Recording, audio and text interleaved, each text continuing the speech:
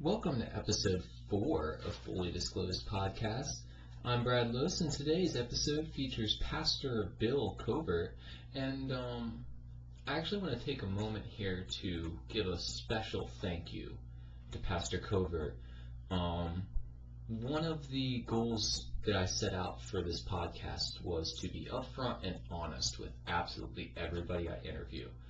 I've always been fascinated by religion, but I am myself agnostic. I do not believe in any particular religion. So I sent out emails to 2 different Protestant churches, which one is Pastor Covert's, 2 different Catholic churches, a Muslim community center, 2 different Jewish synagogues, as well as a Buddhist temple, and I was very upfront with them about the fact that I am agnostic, and that does tend to turn people off to wanting to sit down and talk to you, especially if they don't know you, because they don't know what to expect from you. So I really want to thank Pastor Covert for giving me a chance, an opportunity to sit down and talk with him. Now, it does help a little bit that I played soccer with his kids, so he did kind of know me. But, still, that doesn't really matter. I am hoping that after some other religious leaders hear my conversation with him, that maybe they'll open up and they'll understand exactly what I'm doing now. The purpose of this is to get their message out, and to ask questions about their particular faith that people who aren't of that faith would typically ask. So if anybody is interested in anything that Pastor Covert has to say, his church is called the Hope Community Church. It's in Williamsport, Pennsylvania, right on Tinsman Avenue. If you want to visit the website or get in communication with them at all, the website is experiencethehope.com. That's experiencethehope.com. All right. Now, we still don't have our intro music completely finished here yet, unfortunately. So I'm going to lead you in with another video game soundtrack. It's from Final Fantasy X. If anyone's a Final Fantasy buff, it's my favorite video game series, so I'm going to lead you in with a song from that. I do also want to point out before the show gets started that unfortunately, and I apologize to everybody, especially Pastor Covert, I already talked to him about this, there was an issue during the recording right at the beginning, and it cut off the first question that I asked him and part of his response to it, which you'll notice the hard edit. It's really impossible to miss. It's right in the beginning. It's probably about a minute or so in. You'll hear it. I'll be talking, and then it just jumps to something that Pastor Covert's saying. So you won't be able to miss what I'm talking about. So he's agreed that he wants to record again. So I said, we're not going to bother re-recording that. If you wish, I'll just, give a little explanation, and we can actually delve into this again in another podcast. What I asked him was, one of my heroes, Bill Maher, defines faith as the purposeful suspension of critical thinking.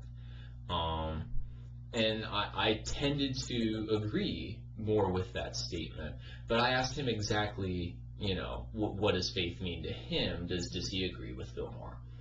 And he actually gave an interesting response for me. I wasn't expecting this response, so kudos to him for surprising me, actually. It was very articulate about the difference between blind faith, which he agrees that blind faith is exactly what Bill Maher is talking about, and I believe what he termed biblical faith, which he said if you read the Bible and you understand faith the way you should, you know that you're supposed to test your faith. You're supposed to go out in search of your faith.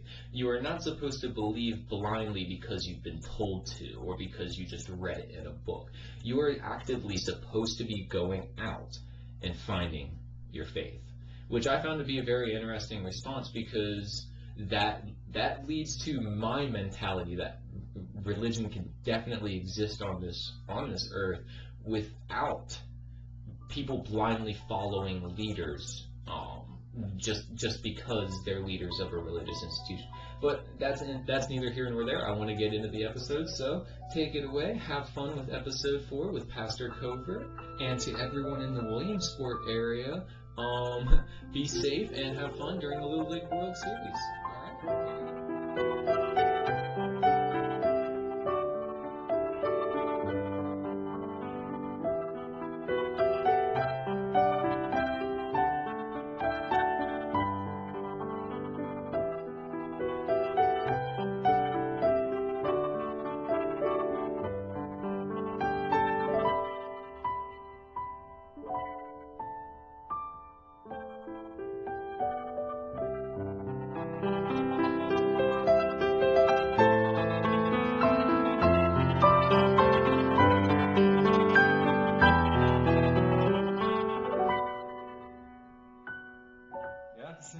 All right. I actually am now. Yeah, I just turned it on.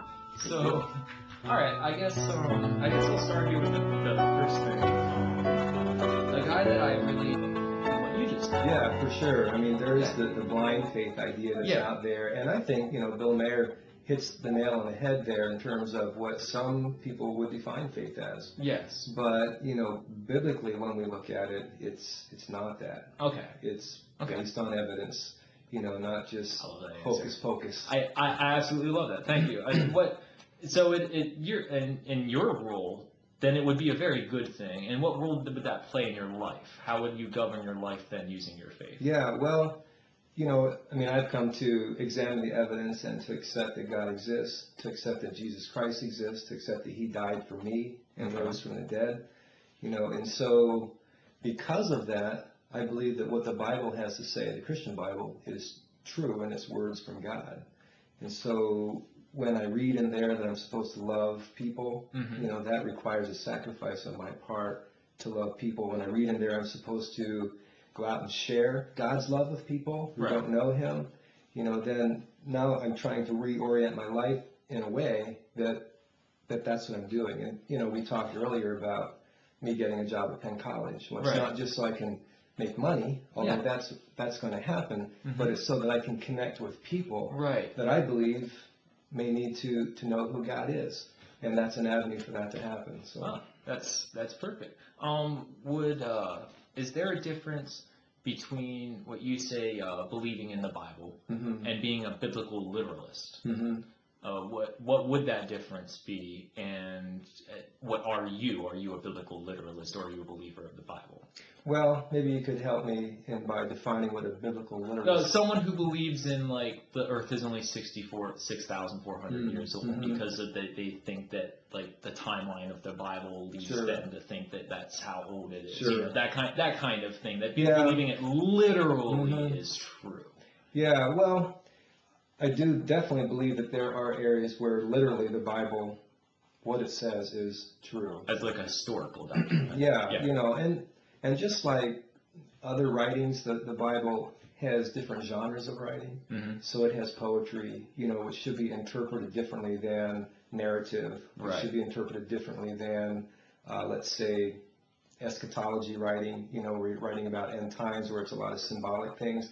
So you don't interpret literally those symbolic things because they're not really referring to the things that are being spoken of. They're referring to something, in a symbolic form. So there are areas where I literally do believe it, that in terms of the age of the earth, there are good believing Christians who believe that, it's 6 literal days that God created the earth, because that's what, the Bible says in Genesis chapter 1. Although there are others who are just as genuine as a believer, who believe that, the word yom there for day, doesn't mean necessarily 24 hours. It means... I've always argued, what's a day to God anyway? Yeah, sure. If you look at, they did this in the Cosmos series where they condensed the calendar of the cosmos into a year. You can condense that even into a week if you wanted to, and say that each day was a day to God, and that's what led us up to now.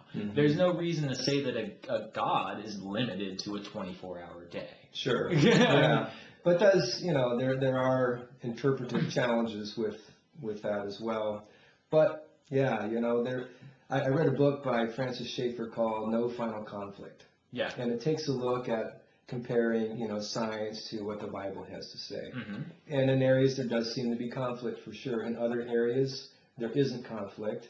And in those areas where there is conflict, it's only conflict for now, but at some point in time in the future, when all truth is known, there's not going to be any final conflict. Right. So really, it's our limited understanding as humans that creates the conflict. And isn't that kind of the same idea too, that anything we would consider to be magic is just technology we're not understanding yet? It's these things that maybe we're just not ready. We haven't come to grips with it to understand it enough yet to accept it into our lives. Maybe. Well, I don't know. As you use the term magic, it's sort of. Yeah. Sort of, to me, it brings to mind sleight of hand. Something that's done in such a saying, way that. Well, I'm saying, like, let's say you landed on a deserted island with people who had never seen any kind of technology before, and you pulled a lighter out of your pocket. Sure. And you flick it on to them. Yeah, you've just created fire, but that's just because they don't understand what a lighter is. Right. I mean, isn't that's how I kind of feel about a lot of this stuff. I think just so. things we haven't accepted yet. Yeah, I think so. And also, I mean, if you take a look historically at science and its evolution in and of itself, science is man's means of trying to understand the world, basically. And so as man's understanding gets better, the science actually changes. The world itself didn't change, but the science changes, to more align with the reality of what's going on in the world. Yes, things adapt as they grow. Yeah, and so our understanding of the universe, as it increases, it changes what we had originally believed it was. And I would think that'd be the same thing with your understanding with Christ.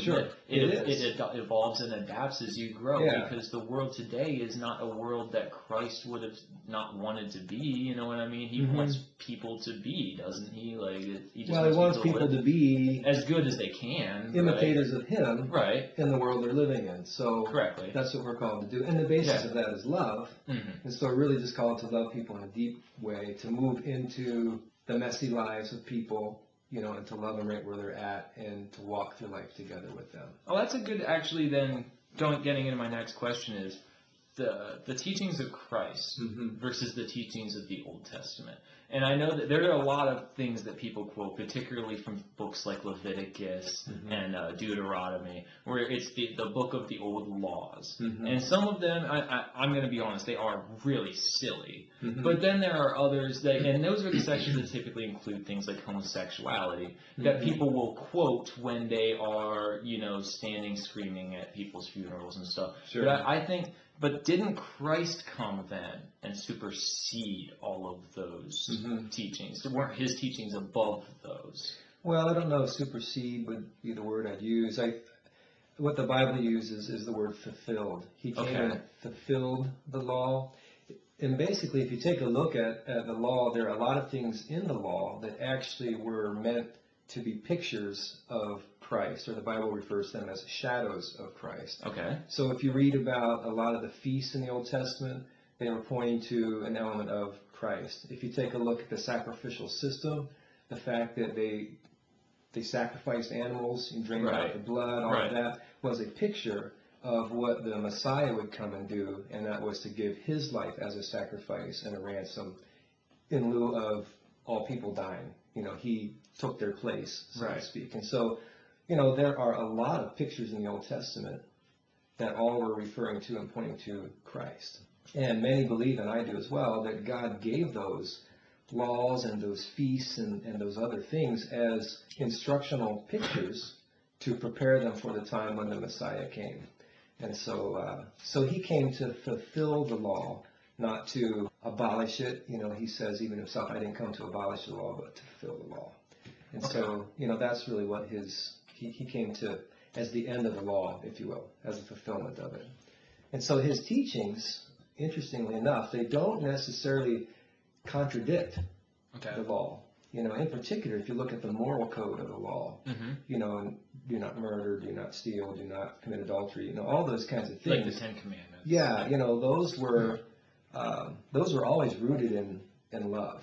Right. The way that we love our neighbor, we don't lie to our neighbor. The way that we, love our brother is, we don't covet his wife. The way that we, love, others is we, We would don't there be murder anything them, so. you would add to the Ten Commandments? Are there anything that today exists that you think maybe in the biblical times when the commandments were written, do you think maybe God would have added some things? I don't really think so. Yeah, like not even like maybe rape or something. I mean, well, because there are some heinous things that have kind of. Yeah. You know what I mean? Yeah, but if you take a look at the heart of those laws, it was based on, Christ was asked, what are the two greatest commandments? What is the greatest commandment? And he says it's to love the Lord your God with all your heart, with all your soul, with all your mind, with all your strength, and then to love your neighbor as yourself. And then he goes on to say the whole law is summed up in these two. Okay. And so, it's really the essence of true. What is the best way that you can love your neighbor? Well, is raping your neighbor? Exactly. No, so you don't rape, even though the Bible doesn't specifically say, don't go rape this person. It's, kind of common sense. Yeah, what is the best thing for loving that person? How can you come under them and love them? And if you take a look at the Ten Commandments, the first few have to do with between God and man. Right, That's kind of a loving jealous God kind of thing, right? Yeah, jealous in the sense that he knows what's best for us is to love him because he created us that way. And so when other things get in the road of that, he gets jealous of that because it's not what's best for us. Okay. But if you look at the other commands, starting with the fifth commandment and onward, it's all really rooted in loving people. Mm-hmm. And so, and I think there are other commands in Leviticus as you read through there that actually have to do with rape. Okay. So I mean, there was one, I did read one here. Was it... it was a really odd one, though. It was like being the victim of a rape if the female is an engaged virgin and it occurs in a city. Because if it occurred in a field, they said that it would be logical that someone wouldn't have heard her scream, so she would have been forgiven. I guess is the idea that if she gets raped in a city and no one catches the person raping her, then she wasn't screaming or something like that. I guess is the that idea. Could be. Yeah, I mean that's what I mean. Some of that stuff is kind of put in there, and I don't think people mostly just kind of read over that because they're I think that served a purpose back in the time it was written, and it just doesn't contextually mean anything to us now. I think that's all that is. But all right, then what attention should be given, if any, do you think, to books that were excluded from the Bible? I've got a couple here. Was it the First Apology by Justin Martyr? Which they said was written too late. Was it there was one that was labeled heretical, the Gospel of Thomas. There was one that wasn't popular enough, and it says the Gospel of Hebrews. And then there was one that was outrageous, and I did read some of this, and it does sound a little outrageous, and it was the Infancy Gospel of Thomas, where Jesus was, it was infant Jesus, it was baby Jesus, and he was making sparrows with thunderclaps in the dirt or something. Yeah, I did read into it, and that is a bit outrageous. So, but I mean, there are a couple, the one that was written too late. Can anything be written too late, though? Was Jesus always... Was he the last prophet? Is it necessarily that God isn't speaking anymore? Can nothing else be added to the Bible? Yeah, well, that's a really good question. I think as we go to the last book of the Bible, Revelation, and we read the last few words of the book of Revelation, although it was referring to that particular letter that was written, the book of Revelation, it's put at the end of the Bible, I think, as well, to mean, the word is complete and it's finished. Do not add to it.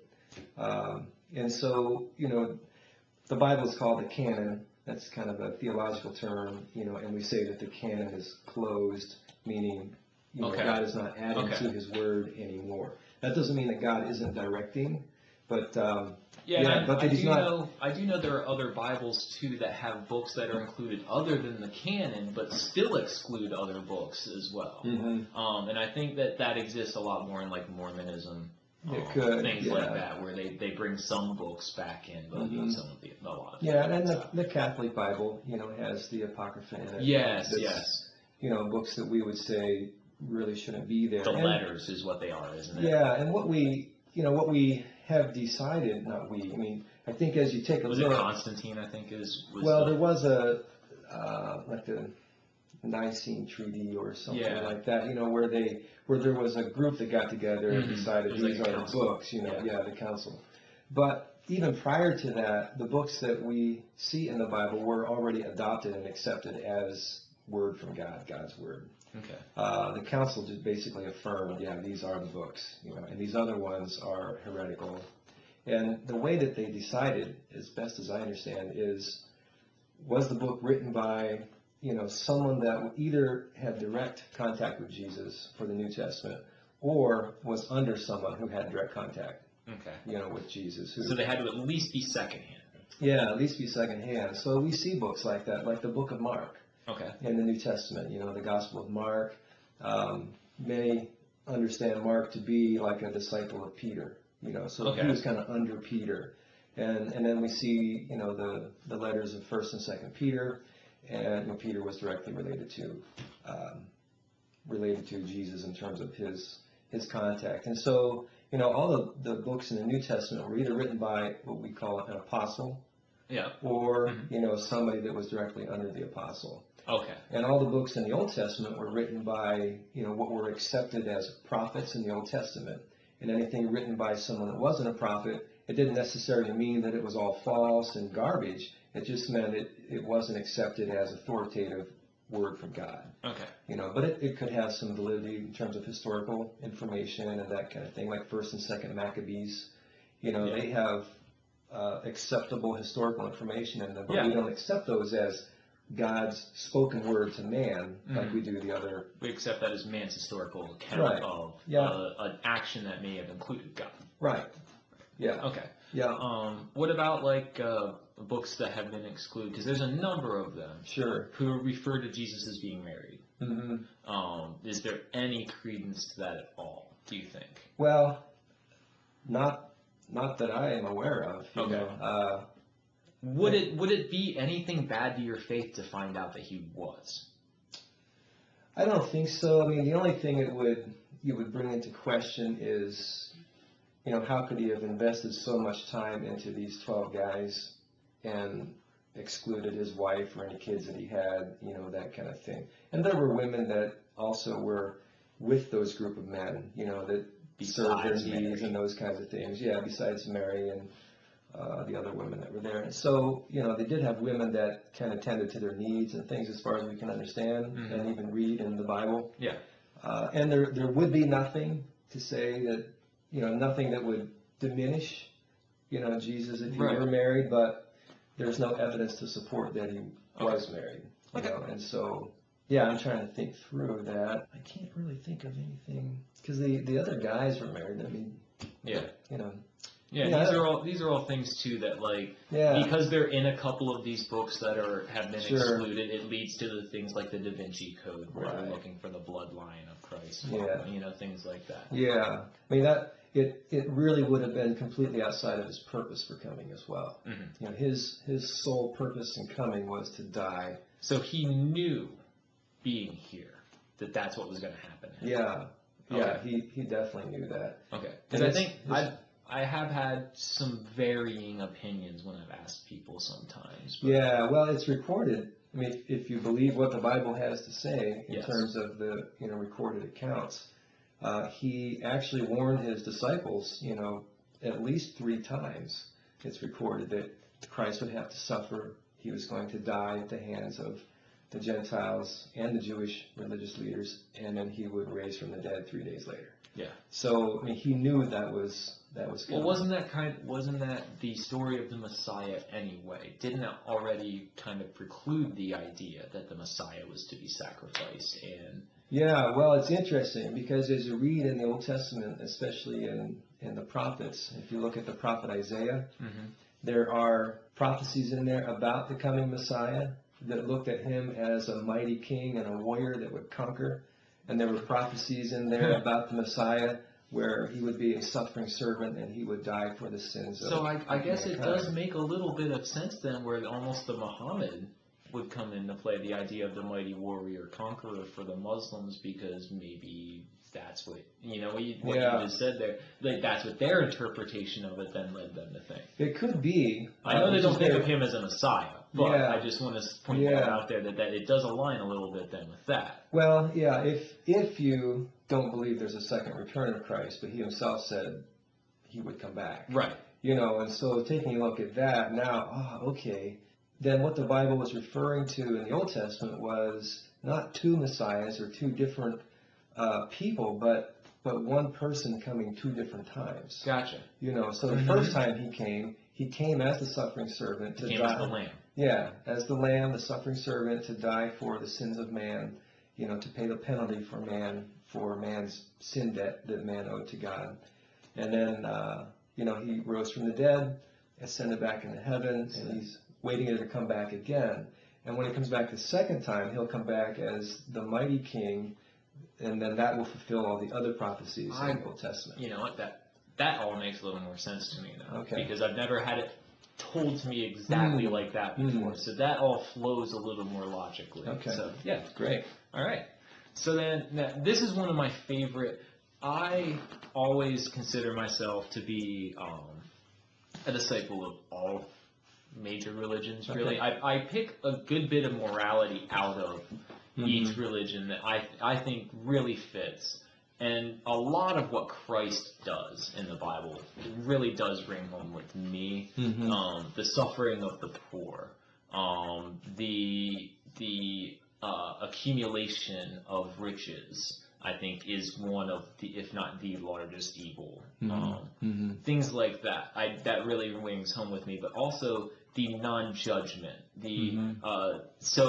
Again, this depends on your Bible. He who is without sin among you, let him be the first to throw a stone. And that this was at a woman who was committing adultery, I believe that was, they were supposed to stone her. Because the Old Testament said an adulteress is to be stoned. Right. And he said, if any of you is without sin, go ahead and throw a stone. And no one could, because all man is sinners. Right. So, with that being said, does religion breed judgment? Because it does seem to be associated a good bit. Or is it the corruption of man that brings judgment through religion? Well, it goes back to the corruption of man. That's really the issue right there. And because of the corruption of man, I think they misinterpret and misunderstand many times what God is trying to say. And so they take the role of God upon themselves. Yes. And many times they do that so they can elevate themselves above other people and make themselves look better. So instead of taking the position of a servant and coming under and loving someone, they'll take the position over a person to squash them down to make themselves look better. Right. And that's a hating position. It's not a loving position. And so, I think Christ in that account was, first off, he was talking to religious leaders. It wasn't just the average person. It was the religious leaders of the day, and many times they were doing things actually to try and test Jesus because they were really upset with what he was doing. Right. Yeah. And so this was probably just another example where they thought they were going to get him in a trap. Yeah. So they brought the adulterous woman to him and spoke the word of the Old Testament, and then Christ's reply was really one to catch them off guard. Yeah. Well, okay, so if you're without sin, then you can go ahead and cast the first stone. Right. And it really hit them hard, the fact that, we are just...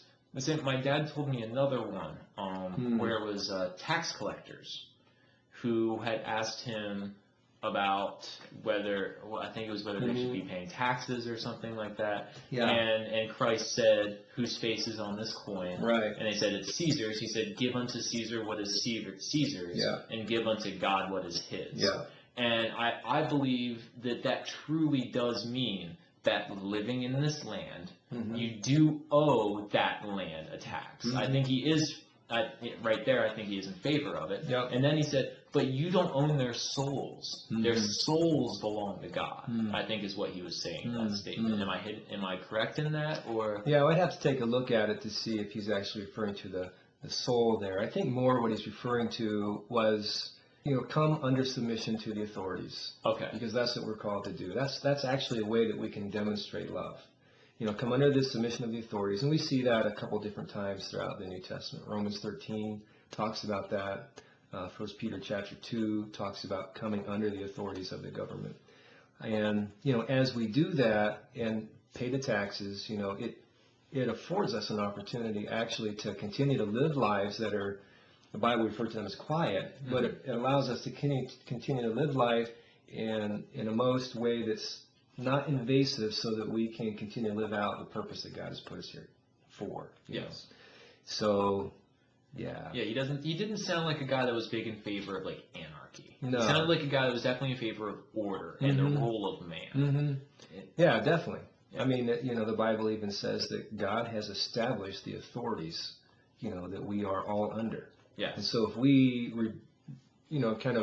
rebel against the authorities, then we're rebelling against what God has put in place. Okay. Is that an argument then that all authority should be religious? No, not at all. Okay. No. Okay.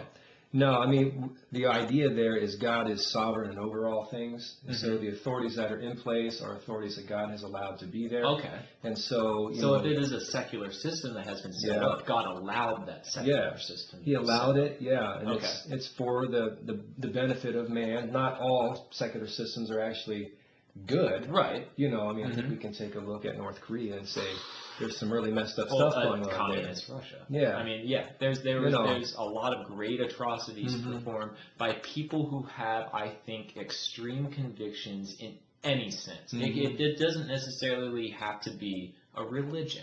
It can be anything. It can be a conviction of a superior race.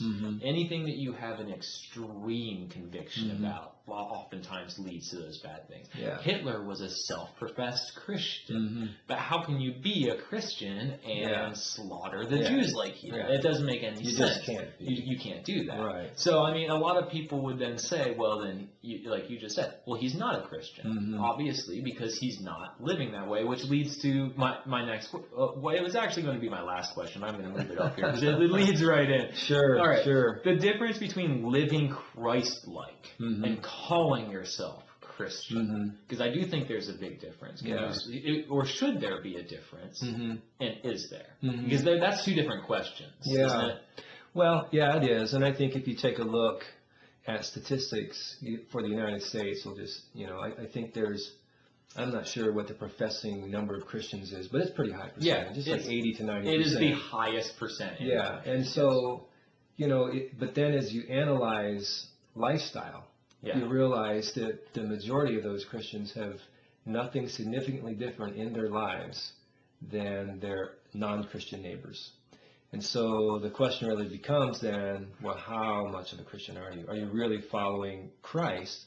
And we're all not following Christ perfectly. Right. But we all know that, though. Yeah. That's an inherent thing.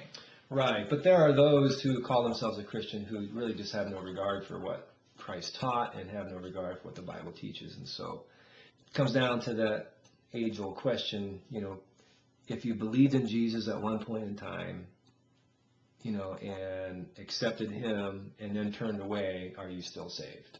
Right. Are you still considered by God to be a Christian? Well, and my question then, I'm sorry, I don't mean to interrupt you, but this is one of the things that I think, I don't know, the idea of the deathbed repentance, and then all of a sudden, you're saved. Sure. The idea that you could have lived the most horrible life, just raped and pillaged your entire life, and then right on your deathbed, and I'm not going to take it away. Maybe they have truly repented at that point. But does that really mean that much at that moment? Yeah, or what about a person who's lived an entirely good life then, and the exact opposite, but on their deathbed they didn't accept Christ? Why does that? You know what I mean? Sure. Can you help me out with that a little bit? Oh yeah, I mean that's a really good question. It's a really hard one, and I think looking at some examples may help to clarify. So, for example, Jeffrey Dahmer. Yes. Familiar Jeffrey Dahmer? Yes, absolutely. I mean, he was one of those horrible guys. Yeah, atheist, cannibalist, rapist, did all kinds of things. But if you take a look, he really lived out his atheism to the full degree. Yes. If atheists, if he accepted his atheist views, that there's really no absolute morality, it's basically what I think is right. And so, he just kind of followed what he wanted to do. And as a result, he raped and murdered and ate, Cannibal. Yeah, the women and just messed up kinds of things. Yet later, there's an interview of him, and while he was in prison. And there had been some people that had witnessed to him, and he had come to the realization that God is real. You know, and that what he had done is an absolute disgusting sin. And I had seen some of these interviews. Yeah, you know, and he fully repented before he was, you know, put to death. So the question is Jeffrey Dahmer in heaven today? You know, and we would say, yeah, he is, because he fulfilled the qualifications that the Bible has, and that is to recognize that I'm a sinner. To recognize that I can't save myself, I'm in need of help. And I think he ultimately accepted his punishment too. Yeah, because that's one of the things too. You know, we need to accept the consequences of our actions before we were a believer and even after we were a believer. Right. You know, we accept those. And so, so he accepted that Christ died for his sin and believed that Christ rose from the dead and, you know, ascended back up into heaven. And to the point where it made a difference for the rest of his life, even though it was a short-lived life after that point in time, but he changed. And so, you know, I believe that he was a genuine believer, basically on his deathbed, if you will. Right. And he is in heaven. But, you know, we take a look at other people that we say, well, they lived a pretty good life. Like, what about Gandhi? Yeah, they just rejected Jesus, you know. Yeah. And so, you know, it's difficult. It's like, well, are we judging Gandhi? But we can go to Scripture and say, well, what does the Bible have to say? Yeah. You know, and the Bible says, and this is Jesus' quote, you know, in John 14:6, Christ says, I am the way and the truth and the life, and no one gets to the Father except through me. You know, and so we know and understand that the only way to have a relationship with God is by accepting what Christ has done. Any other way is man's attempt to try to earn their way to God. And God says, I can't accept that. You know, it's got to be through Christ, because you have a sin problem, and I sent Jesus to die for that. And the acceptance of that is what makes you right with me. And so, I mean, you have good people like Gandhi, you know, who did some good things, you know, in the world, and was adamant about what he believed, and he fasted to the point of death, you know. And but if he didn't accept Christ, you know, as the one who died in his place for his sin, then he's left to be judged by his own actions. And when God judges anyone by their own actions, they're going to fall short of God's standards of perfection, and we all fall short. That's another thing in the Bible. It says too that we all fall, everyone in the human race. But isn't that a made to fail thing, though? Not necessarily made to fail. We were made in perfection. You know, not imperfection, but in perfection. You know, as you take a look at the creation account. Wasn't it upon eating the apple that? Right. It was upon eating that, you know, forbidden fruit, you know, from the tree of knowledge of good and evil, where man decided at that point, instead of believing and trusting in God to provide, that he would go his own route and he would choose his own ways, and so rebel against God. And God was pretty upfront prior to that. He said, you know, if and when you eat from this tree, you shall surely die, which biblical death means separated from God. You know, and then eventually a physical body dying and the soul being separated from God as well. And if God hadn't done something to repair that through Christ, then the whole world would die and be totally separated from God forever. So what happens then? Because the majority of the world is not Christian. So what happens to the majority of people? I mean, do they all go to hell? Is that where like 60 to 65, I think, % of the people in the world end up? Yeah. Well, it matters in terms of what they have done with Christ. And so if they have rejected him, then they'll have to stand in the judgment of God based upon their own merit. And based upon their own merit, they will not be able to match up. You know. What about people who maybe, like, once they die, and as they're approaching, in other words, you've already left your body. You're spirit, your form approaching the pearly gates, right? Yeah. I mean, let's just make this like as freaking cartoony looking as sure. Well, why not? You know, you're approaching the pearly gates, and there's is it St. Peter and God is there? I believe is it supposed to? Well, that's what the that was Catholic, is. I guess you're right. And they're standing there, and you go, "Oh my God, I believe now." Can you at that point, or do you still have to be in your physical mortal body? Well, my understanding is it's what you do with Jesus in this lifetime that matters. There's a verse in Hebrews, I don't know exactly where it is, but it says that, man dies once and then is judged. And I think he's judged upon what happened in this lifetime, not what happens after this lifetime. So it's whatever at that very moment as you die, it's that. Yeah, where you are at that moment when you die is what you're judged upon for acceptance or rejection. Okay. As best as I can understand. And that's really what should propel, if Christians are loving God, then what comes out of that should be a love for people, and in particular, people who don't know Jesus.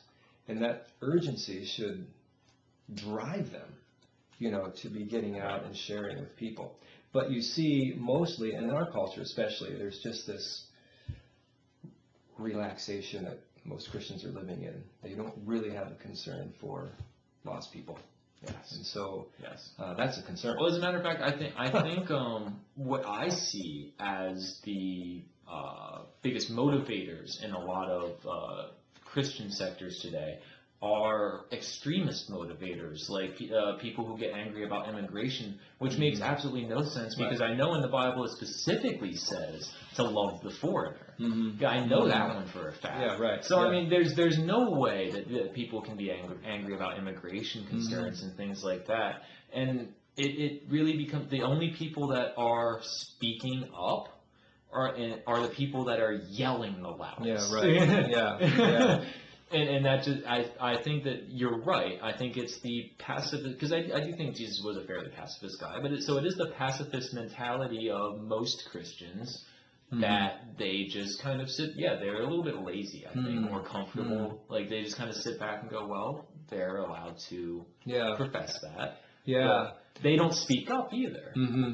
Well, yeah, and I think one thing you said there I want to capitalize on is, Jesus being a passive kind of guy. He actually was not. Well, that's true. I do remember him turning over the money changers' tables in the temple. I do remember that. So. Yeah, he did that, and he went and challenged the religious establishment over and over and over again. I mean, he called them names, like whitewashed tombs and vipers, and, so he was very pointed and very adamant towards some, especially those who thought they were righteous but weren't. So he's a bit more of a gunslinger than most people's conception of him. Yeah, he definitely was.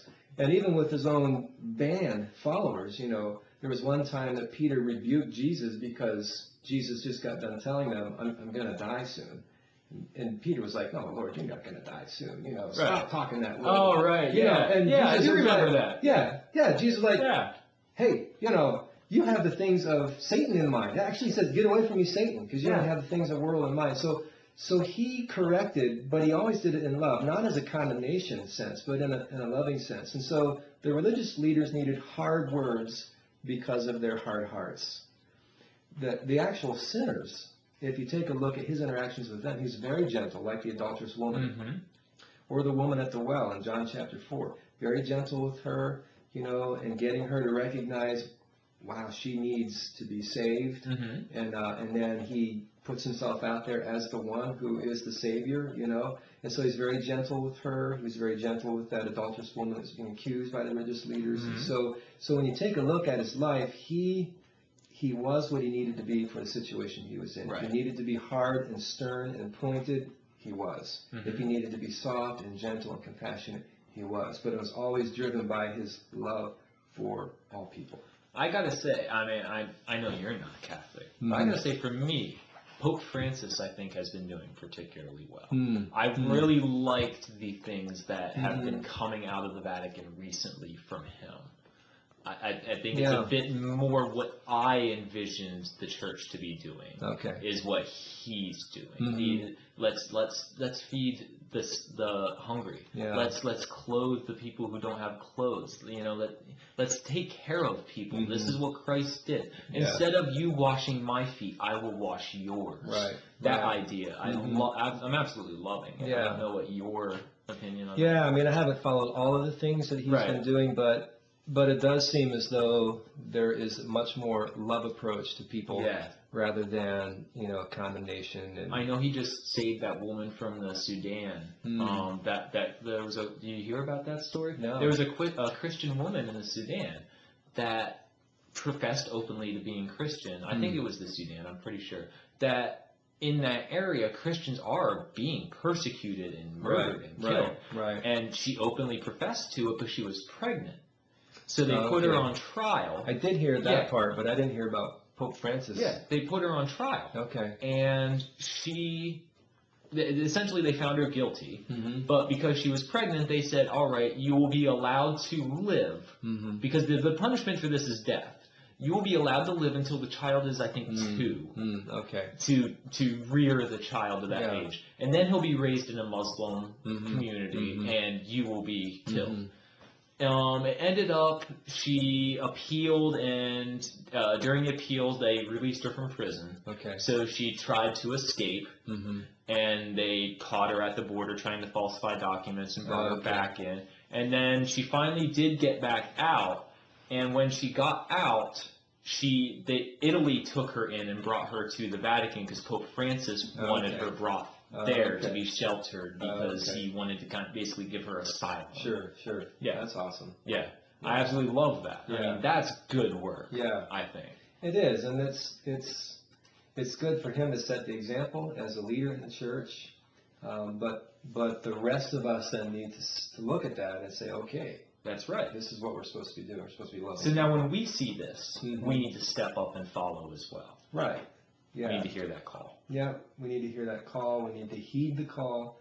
We need to step out and really trust God to love people, because it's hard to love people. People are messy. People are That's right. pokey. People are. It's so easy to walk about during the day and say, "God, you cut me off," and you bump your fist at somebody. You know, and it is very easy to not like people. Yeah.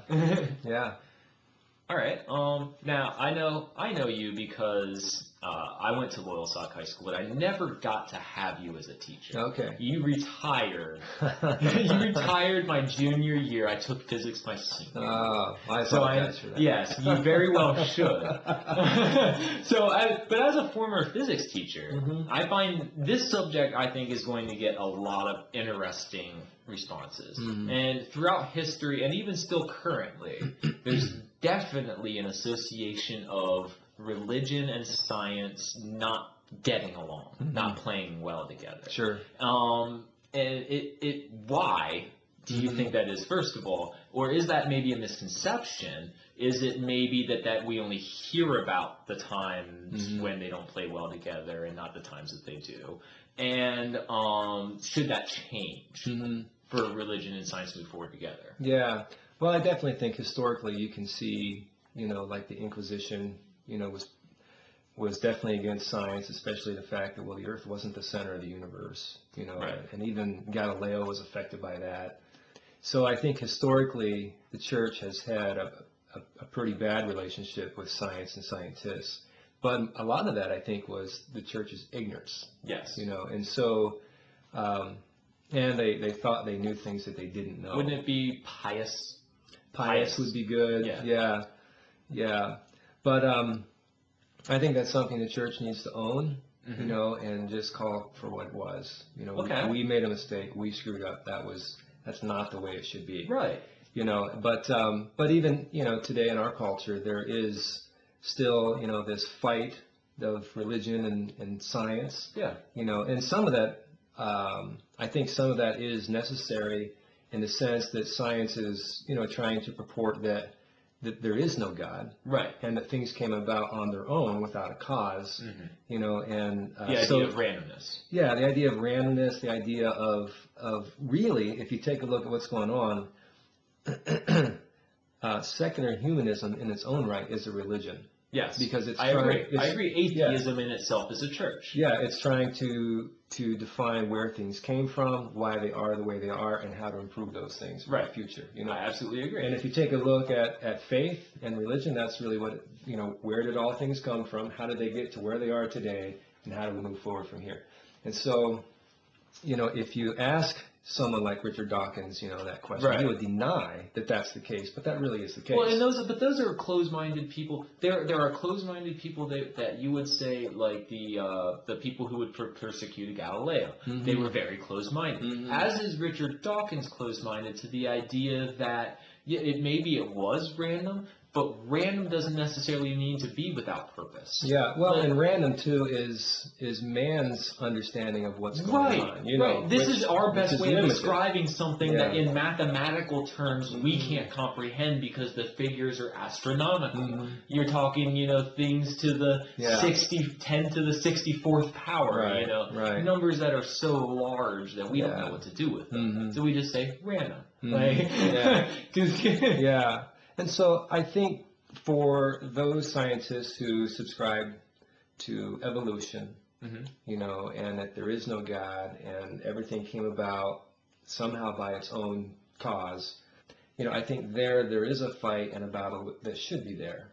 And, as a scientist myself, I do agree with some parts of evolution, right. In particular the microevolution, things do change over time to adapt to environmental conditions and those kinds of things. That's obviously even observable. Yeah, I mean, that's still happening. That's what's causing things like MRSA today. Mm-hmm. Things are still evolving around us. Right. But I think where those scientists do is they take the leap of faith, if you will, to buy into macroevolution, where things actually evolve from one species to a whole different species of more complexity. And that's the whole idea. If you take a look at Darwin's tree, things started at very small life forms, and somehow increase in complexity from those life forms to other life forms until we got to the humans where we are today. And as of now, we're the last ones, Right. And so it's very interesting because if you take a look at that, what they're saying is somehow things increase in complexity on their own. And from everything that we observe in nature, things don't tend to do that. No, they tend to actually reverse. They go the opposite. Entropy. Yeah. There's an increase in entropy or an increase towards chaos. Disorder. Right. And so it completely. Why would life have built or the how? Opposite? How could it have built? How could it? Yeah. And that's just it, isn't it? That I've heard this. I believe this was in an episode of South Park. I swear to God. Probably. Sometimes you can learn lessons from some of the dumbest things. Why can't evolution be the answer to how it happened and not the answer to why it happened? Why does it have to be both? Why does the idea that things grew complexly from small organisms to large, and that was the hand of God driving our creation? Yeah. Why does it have to be separated? Yeah, well, it's interesting because there are different sides of creation, if you will, within Christianity. There's the young earthers, that believe the earth was created in 6 days. Yeah. And then there's the old earthers, who believe that maybe God did use a process of evolution, but not macroevolution. Every time there was a jump, if you will, in complexity, it was him driving. That God actually stepped in to do that, to create higher complexity. And so, isn't that typically random mutation? So I would think the random mutation, which is typically what they say leads to the higher organisms, that could very easily be explained, like that was God causing that random mutation to lead to that higher organism. Well, it's very interesting because if you look at any mutations that have occurred, actually mostly create a situation where the organism isn't as adaptable, and so the organism ends up dying out. And so vast majority. Yeah. I mean, there are small ones that do like the longer beaks, which what most evolutionists will say it was just one of those random ones. That's what took us off. Right. We've never seen a random one actually jump in complexity. It's always an adaptable thing that occurred to the species within the species, but not actually have it jump to a higher complexity. So to go from a fish to a land animal, that's pretty big. That's a big leap. Yeah. Right. And that's where I call it. That's a leap of faith. You have to believe that that happened without, they have no evidence that that has ever occurred. Right. They have, here's the animal that lived in the water, and then here was the animal that became when it lived on land. Yeah. But they have no explanation as to why. Yeah, and no empirical data to support that it has happened. Right. Only that it sort of seems to make sense when we draw it out in pictures. Right. When we look at the fossil records, we compare these things, and it's very hard. They do have some DNA samples, but it's almost incredibly difficult to get DNA from fossils. Yeah, right. Because most people don't understand this. Fossils aren't bones. They're rocks. Right. There's nothing living left in a fossil. Right. So when you're carbon dating it, which some people do have their issues with carbon dating. But when you're carbon dating what's in the rock back to the point of where the rock took over. So you're not even necessarily dating back to death. You're dating back to fossilization is what you're doing. So I mean, a lot of people don't understand simple things like that because they think, oh, well, we can just pull stuff out. We can get, we know. You don't necessarily know. Yeah, it is interesting because many times the interpretation of the data from doing carbon dating and those kinds of things, the interpretation of data is many times driven by your already presupposed ideas. Yes. So it makes it interesting. Because it is amazing how many times scientists can look at the same set of data and come up with completely contradicting opinions as to what that data means. Because as anyone who studied statistics and just simple statistics, you could do this in high school, correlation does not mean causation. So you can argue there's a correlation between two things, but what exactly is causing that? That's up in the air. These are things you need to test for to try and figure. You need more data. You need more data. But they keep trying to put studies out. Study finds X plus Y equals Z. Not necessarily. I can look at that study and tell you that X plus Y equals A. It doesn't. Nothing's definitive like that in science. And that is why things like global warming, where you have 99+% of the scientific community agreeing on something, you should probably listen to that a little bit, because that doesn't happen very often. Scientists usually argue all the time. And that's not a bad thing. It's a great thing. Yeah, it usually drives more investigation, and then that relates to more understanding. But, so getting back to the original question, I do believe there is differences between science and religion. And some of those differences, I think, do demand some debate and argument because science is really, in some senses, trying to remove God completely from the picture. And so we've got religion over here, Christianity, saying, no, God is real. He did create the universe, And so that's not something that can be reconciled. Right. That kind of thing there. But there are many other areas of science that totally support, even who God is. When you take a look at the complexities of the cell and cell reproduction and what goes on to make that happen or to allow that to happen, I mean, it's a whole information technology system in there that's going on that is totally a wow factor. Now starting to understand a little bit of what genes mean. We're just now starting to map where genes are, and we still don't know what these are the genes. But we don't read it, you know what I mean? We still can't read that language. Right. I tell you what, if we could, I know there's been talk of people wanting to make like a computer with a DNA computer, and that would just be incredible. Like that, I mean, that blows all up. So so I think things like complexities like that at the very small level, and also complexities. Are we still recording? Now we are. Okay. All right. Yeah. So the complexities at the very small level, and then you look at the the complexities at the very large level of the universe. It's like, I mean that points to the fact that things are designed to have order and function just so, and it points to a creator God who's a God of order, and who puts things together just so, and they actually mirror and reflect Him and His wisdom. And His, eternal qualities. And so I think, a lot of science actually supports the existence of God. I do know that there are a lot of the top evolution researchers I know in particular are devout to certain religions. Christianity, I know, is a couple of them. That they're studying evolution, and they're so awe-inspired by it, right, that they say they don't think it could have happened without the intervention of God. Right. That is increasing their faith the more they learn about it. Yeah, that has happened. And I don't know that a lot have become Christians, but a lot are at least considering the fact that this is too complex and too many things are coincidental for this to just have happened by itself. That there had to be some designer, master designer, in charge of all this, who's got a lot of wisdom.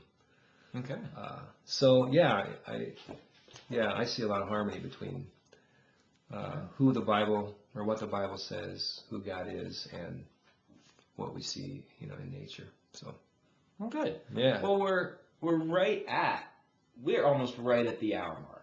So that's about perfect. All so right. I really want to thank you for taking the time to sit down with me. I mean, this has been a lot of fun. Yeah. So, I mean, maybe we can do this again. Maybe we can have some time, if you have like a group or something that would want to sit down, and we could have like a little group discussion. Definitely. I know that listeners will definitely be really interested in the idea of people just sitting and talking one-on-one, 2-on-2, 3-on-3 about things like this. I think brings people together instead of tears them apart.